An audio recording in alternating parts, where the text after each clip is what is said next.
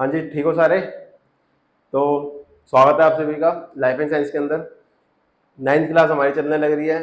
पहला चैप्टर हमने कर लिया, सेकंड चैप्टर और कर लेंगे। ठीक है। सेकंड चैप्टर जो है, पहला चैप्टर क्या था अपना? पहला चैप्टर था मैटर इन आवर सराउंडिंग, कि हमारे आसपास में मैटर कैसा है। मैटर के बारे में फिर हमने देख लिया कि वो 3 स्टेट्स के अंदर है, कि भाई सॉलिड है, लिक्विड है और गैस है। उसके बाद में हमने देखा कि भाई मैटर जो है वो इंटरचेंज कैसे हो पा रहा है, चीजें उसमें चेंज कैसे हो पा रही है, मतलब कि सॉलिड से लिक्विड कैसे बन रहा है, लिक्विड से गैस कैसे बनने लग रही है। अब जो सेकंड चैप्टर आप लोगों का आता है वो आता है is matter around us pure, क्या हमारे आसपास में जो भी मैटर है वो प्योर है या नहीं है। तो शुरुआत इसी क्वेश्चन से करते हैं कि क्या जो मैटर है वो प्योर है या नहीं है। तो बताओ, देखो आप सबको पता है कि जो भी चीजें अपने आसपास में है वो प्योर नहीं है। ठीक है। इवन जो हम बात बोलते हैं वो भी प्योर नहीं है। जो भी हम बोलेंगे वो क्या करेंगे, एक फिल्टर लगा के बोलेंगे। कहीं ऐसी जगह हो जहाँ पे आपको जो बात नहीं बोलनी वो आप बोल दो, तो क्या होगा, दिक्कत खड़ी हो जाएगी। फॉर एग्जाम्पल, आपके माँ बाप ने पूछा, माता पिता ने पूछा कि भाई बेटा कैसी चल रही है पढ़ाई, तो आप फिल्टर लगाओगे कि भाई यहाँ अगर मैंने गलती से बोल दिया कि खराब चल रही है तो हैप्पी बर्थडे कर देंगे। तो हम उस चीज से बचते हैं और हम अपने ऊपर क्या लगाते हैं, फिल्टर लगाते हैं। सिमिलर वे में वहां पे हमारी जो बात है वो प्योर नहीं है। प्योर होगी तो बोल दिया भाई पापा नहीं आ रही पढ़ाई समझ में, नहीं कर रहा पढ़ने का मन, तो क्या हुआ, फिर उसके बारे में आप अच्छे से जान दो क्या होगा। ठीक है जी। तो अगर हम देखें तो मैटर हमारे आसपास में प्योर भी है और इम्प्योर भी है। इम्प्योर का मतलब कि वहां पर मिक्सचर है, किसी ना किसी तरीके से वो मिक्स है।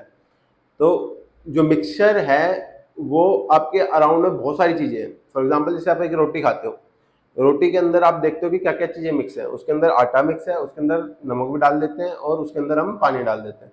3-4 चीजों को मिला के आपकी रोटी बनने लगी है। वही अगर पराठे की बात करें तो उसमें तुम्हारी चीजें और ज्यादा एडअप हो जाएंगी।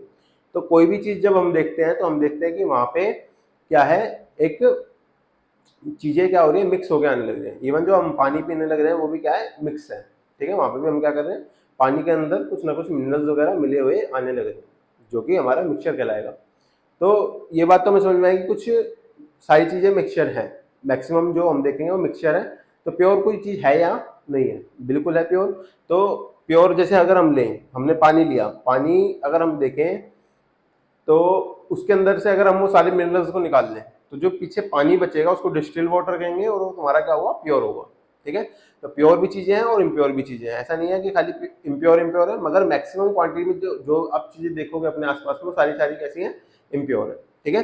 तो अगर हम देखें मैटर को, ठीक है, चैप्टर नाम है हमारा is matter around us pure, around us pure, क्या हमारे आसपास में जो भी मैटर है वो प्योर है या नहीं है, ये क्वेश्चन उठता है। तो आंसर आता है कि नहीं है भाई, दोनों तरीके की चीजें, प्योर भी है और इम्प्योर भी है। तो मैटर को अगर हम कैटेगराइज करें तो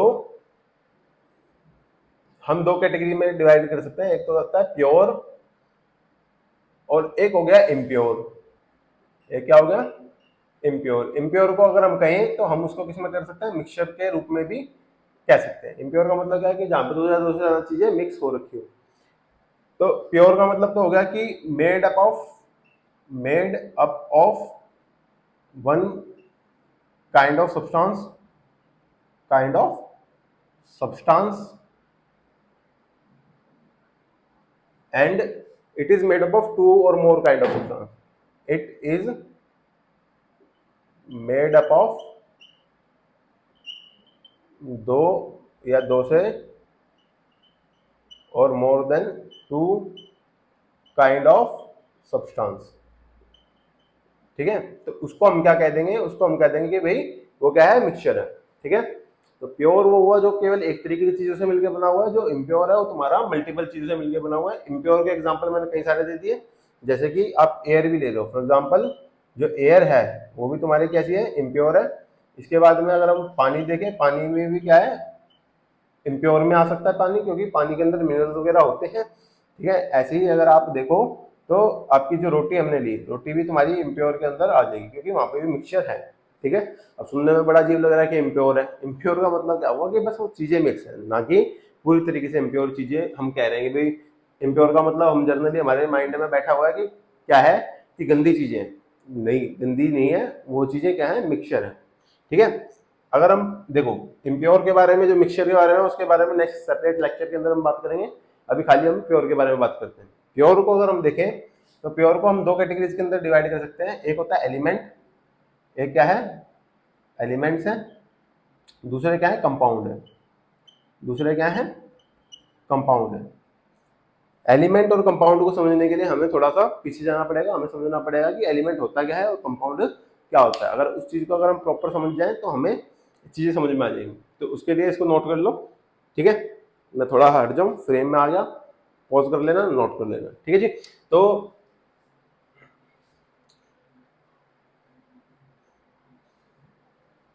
देखो अब हमने बात करी कि जो तुम्हारा मैटर होता है, क्या होता है मैटर होता है। ये हमने पहले थोड़ा डिस्कस करा था इसके बारे में, किस चीज का मिलकर बना हुआ होता है, एटम्स का मिलकर बना हुआ होता है।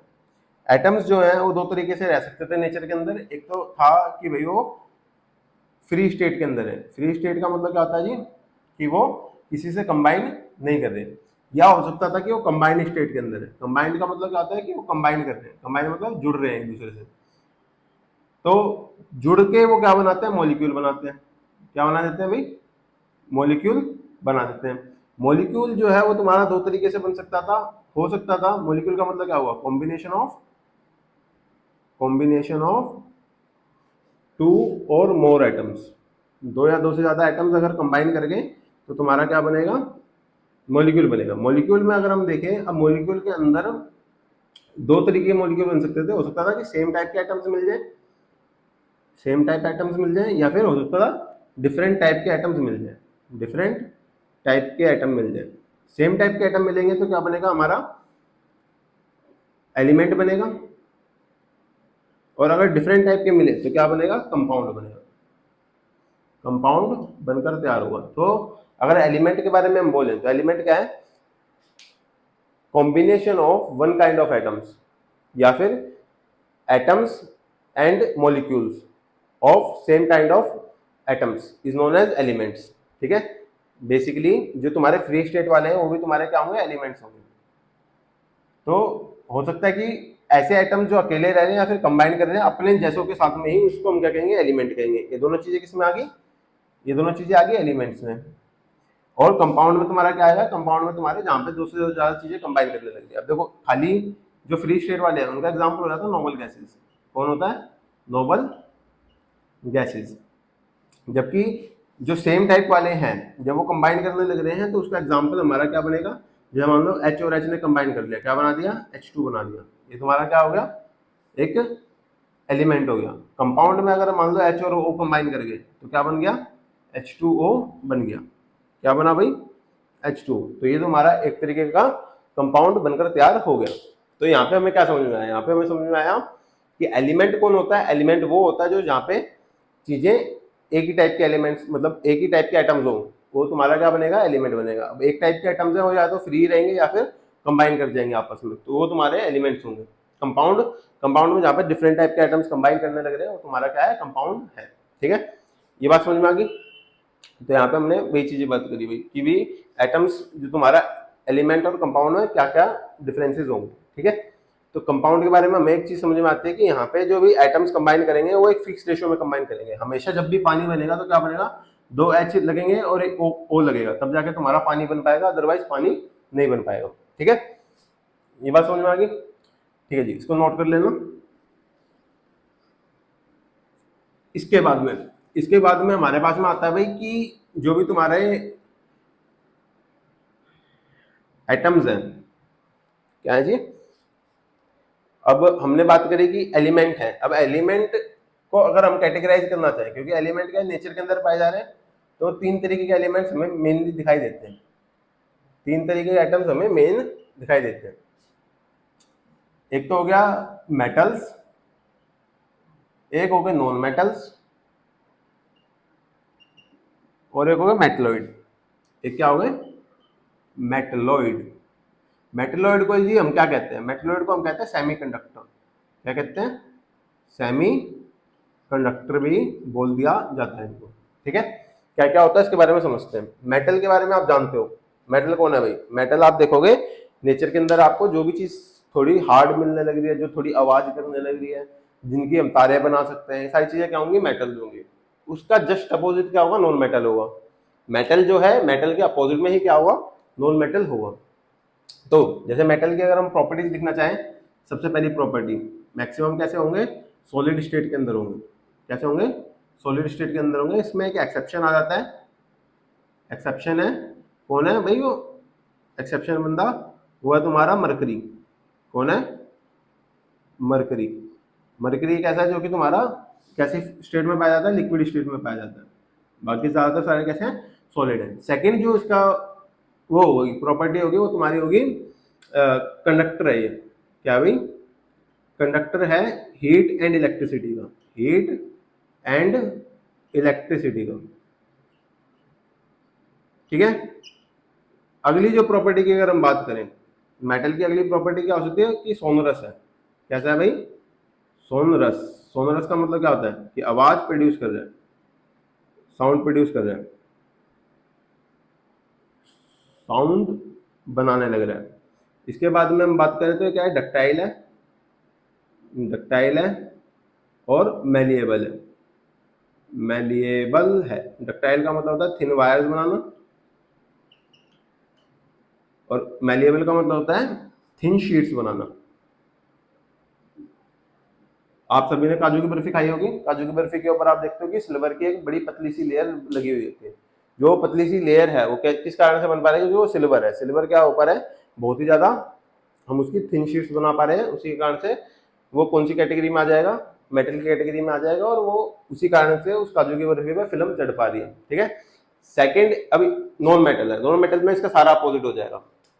खाली ऊपर वाली प्रॉपर्टी सेम रहेगी कि सॉलिड है मैक्सिमम। कैसा है भाई, ये सॉलिड ही होते हैं, कुछ इसके अंदर गैसेस होती हैं, और कोई एक्सेप्शन में खाली है कि लिक्विड केवल एक ही है, लिक्विड इसके अंदर भी केवल एक ही है। वो तुम्हारा कौन होता है, वो होता है मरकरी, मरकरी नहीं सॉरी ब्रोमीन।